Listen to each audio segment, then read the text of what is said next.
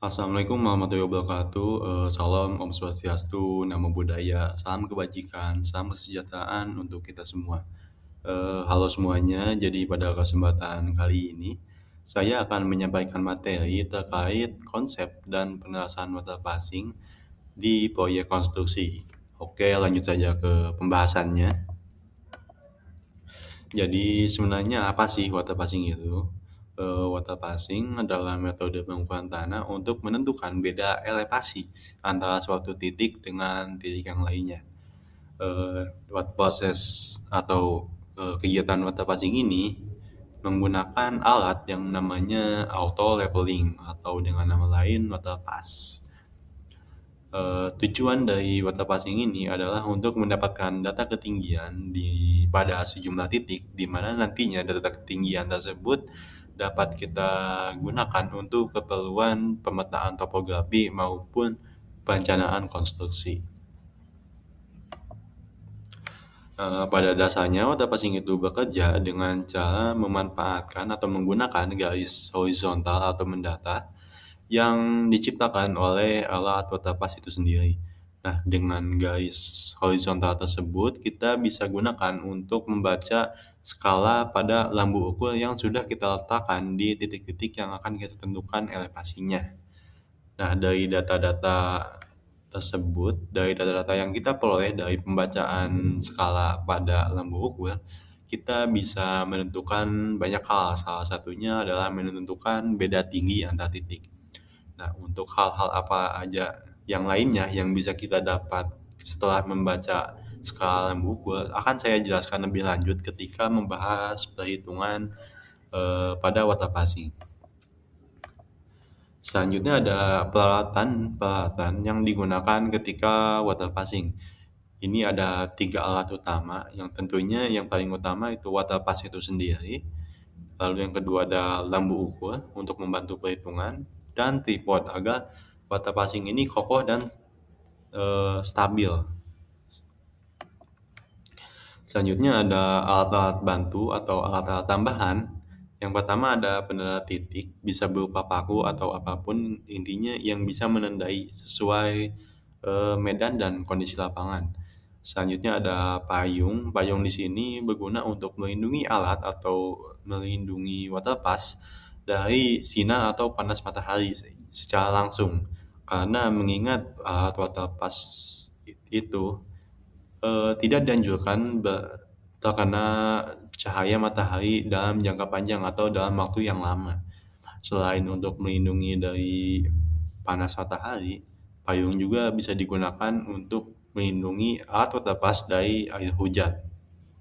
Ya, meskipun proses water passing ini nggak memungkinkan untuk dilakukan ketika hujan, tapi setidaknya payung ini bisa kita gunakan untuk antisipasi apabila ketika kita melakukan water passing tiba-tiba terjadi hujan. Selanjutnya ada catatan. Catatan ini bisa berupa buku atau apapun itu. Yang terpenting kita bisa mencatat data-data yang kita peroleh ketika melakukan water passing. Selanjutnya ada pita meteran. Pita meteran ini biasanya digunakan untuk melakukan cross check, yaitu cross check terkait jarak antar titik ke titik, jarak antara titik ke alat, maupun tinggi alat atau tinggi lensa alat. Nah, selanjutnya ada prosedur pengukuran water passing. Hal, hal pertama yang kita lakukan untuk melakukan water passing adalah menentukan benchmark atau BM. Benchmark ini adalah titik awal yang sudah kita ketahui sebelumnya, elevasinya maupun koordinatnya. Nah, titik awal ini kita bisa gunakan sebagai acuan utama untuk melanjutkan proses water passing-nya. Nah, setelah kita melakukan benchmark, kita bisa melakukan pemasangan alat. Pemasangan alat ini ada beberapa opsi. Yang pertama adalah mendirikan alat tersebut di titik setelah benchmark atau P1. Kita biasa sebutnya P1, yaitu titik yang nantinya akan kita cari elevasinya. Ataupun kita bisa mendirikan alat ini di antara benchmark dengan titik persatu atau titik setelah benchmark yang akan kita cari elevasinya. Dan mau pilih yang mana itu tergantung preferensi masing-masing. Nah, eh, untuk memasang alat, yang pertama-tama perlu kita lakukan adalah mendirikan tripod di atas permukaan tanah dan pastikan tripod ini berdiri dengan stabil dan kokoh agar ya intinya tripod ini harus dipastikan agar stabil dan kokoh. Setelah kita mendirikan tripod, kita bisa melakukan pemasangan waterpass maupun mengatur ketinggian tripod terlebih dahulu. Nah, untuk pengaturan ketinggian tripod itu bisa disesuaikan dengan kebutuhan masing-masing atau kenyamanan masing-masing. Kalau saya pribadi, saya nyaman ketika ketinggian tripod itu selevel dengan dagu saya. Namun ya, seperti yang saya katakan di awal, selain faktor kenyamanan, tentunya keperluan di lapangan juga bisa menentukan ketinggian tripod yang perlu kita gunakan. Nah, setelah kita memasang waterpass atau mengatur ketinggian tripod, kita bisa melakukan penyetelan nipo. Nah, nipo ini disetel agar gelembungnya itu tepat berada di tengah. Untuk penggambaran lebih jelasnya kita bisa lihat di gambar sebelah kanan.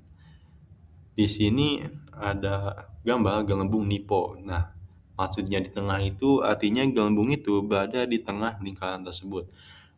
Nah, ketika gelembung itu sudah berada di tengah lingkaran, artinya alat tersebut itu udah benar-benar sejajar dengan garis horizontal. Artinya alat tersebut itu udah benar-benar datar gitu.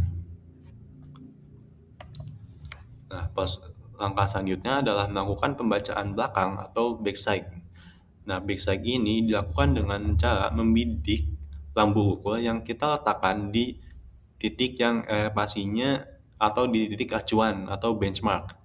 Nah, setelah melakukan backside, kita bisa melakukan pembacaan muka atau foresight.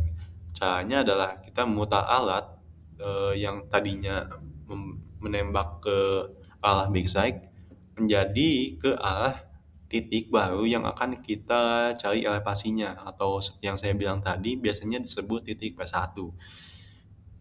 Nah, setelah kita arahkan ke titik baru, kita bisa atau mungkin kita bisa letakkan dulu lambu ukurnya, lalu kita bidik ke lambu ukur yang diletakkan di titik baru tersebut gitu. Nah, setelah melakukan pembacaan backside dan foresight, kita bisa menghitung beda tinggi antara titik awal dan titik akhir atau titik benchmark dan titik baru yang kita cari elevasinya.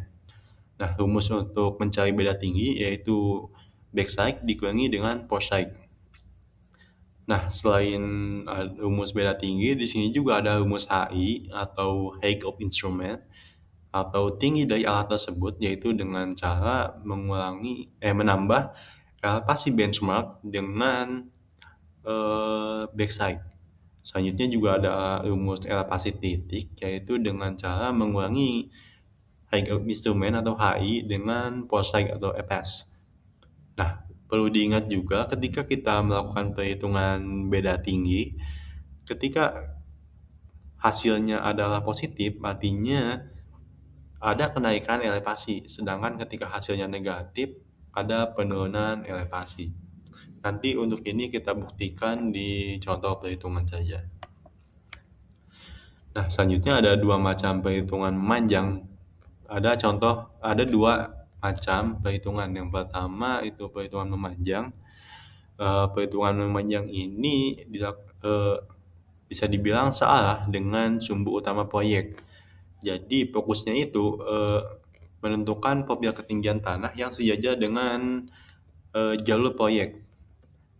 Yang artinya kita lakukan perhitungan dari titik awal ke titik akhir.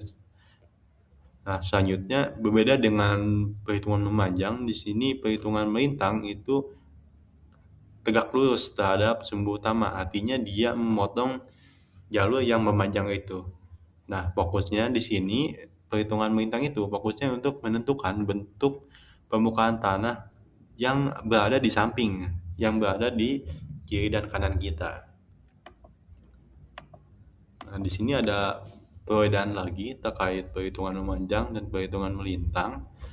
Yang pertama yang berbeda adalah alur bidikannya.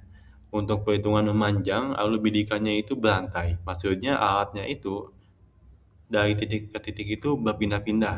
Nah, sedangkan untuk perhitungan melintang, alatnya itu tetap di satu titik. Maka dari itu dia itu HI-nya itu tidak berubah-ubah atau sesuai seperti yang dijelaskan di penggunaan HI. Nah, untuk titik yang dicari di perhitungan memanjang, titik yang dicari itu adalah titik-titik kontrol utama. Sedangkan di perhitungan melintang yaitu titik-titik offset. Nah, selanjutnya ada contoh perhitungan water passing. Di sini ada 3 titik, 4 titik lebih tepatnya. Di sini yang ditanyakan atau yang dicari adalah elevasi pada titik P1, P2, dan TBM. Oke, kita langsung saja ke penyelesaiannya atau perhitungannya. Perlu diingat lagi, seperti yang sudah saya bilang sebelumnya, di sini ada rumus beda tinggi, HI, dan elevasi titik. Kita bisa gunakan rumus ini untuk menghitung elevasi pada soal. Nah, meskipun untuk mencari elevasi itu kita tidak perlu menghitung beda tinggi, tapi angka baiknya jika beda tinggi itu tetap kita hitung juga, karena nantinya beda tinggi ini bisa kita gunakan untuk memvalidasi atau mengcek perhitungan kita. Nah, jadi pertama-tama kita bisa cari beda tinggi dahulu. Ini yang di sebelah kiri itu adalah perhitungan untuk titik untuk alat instrumen yang pertama, letak instrumen pertama. Pertama-tama kita cari beda tingginya terlebih dahulu. Di sini diketahui rumus beda tinggi itu BS dikurangi EPS atau backside dikurangi foresight. Dan di gambar sudah kita ketahui kalau pada alat pertama backside-nya itu 6,77 desimeter, sedangkan foresight-nya 4,23 desimeter. Maka dari itu kita tinggal masukkan saja ke rumus. Backside dikurangi foresight yaitu 6,77 dikurangi 4,23, maka hasilnya adalah 2,5 desimeter. Nah, selanjutnya setelah melakukan perhitungan beda tinggi, kita bisa menghitung HI, yaitu dengan menambahkan elevasi benchmark dengan backside. Di sini elevasinya tidak tertulis, cuma kita anggap saja elevasi benchmarknya itu 100 desimeter. Nah, 100 desimeter ini ditambahkan dengan BS atau backside yang tadi sudah kita ketahui backside-nya itu 6,77. Maka kita tinggal tambahkan saja 100 desimeter dengan 6,77 desimeter, yaitu 106,77 desimeter. Itu untuk HI-nya. Selanjutnya ada elevasi, yaitu yang kita cari. Dan elevasi ini rumusnya adalah HI dikurangi FS, dan HI-nya sudah kita ketahui tadi, yaitu 106,77 dikurangi dengan FS yang sudah ada di soal juga, yaitu 4,23. Kita tinggal kurangi saja, maka didapatkan hasilnya yaitu 102,54. Dan perhitungan untuk instrumen 2 dan instrumen 3 pun caranya sama saja langkahnya, yaitu dengan mencari beda tinggi terlebih dahulu, lalu mencari HI, lalu mencari elevasi titik. Ya, seperti itu.